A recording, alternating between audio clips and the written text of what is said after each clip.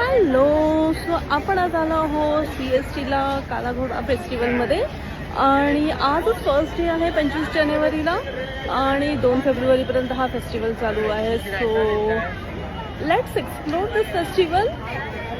एंट्रीच्या आधी तुम्हाला एक तुमच्या गुगल लेन्समधनं स्कॅन करावं लागतं, जे तुम्हाला तुमचं तिकीट विकत घ्यावं लागतं.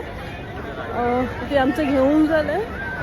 एंट्री फ्री आहे, चार्जेस काही नाही आहेत, पण तुम्हाला तुमच्या मोबाईलवरनं तिकडे दिलेला QR कोड स्कॅन करून तुम्हाला तुमची रजिस्ट्रेशन करून घ्यायचं आहे.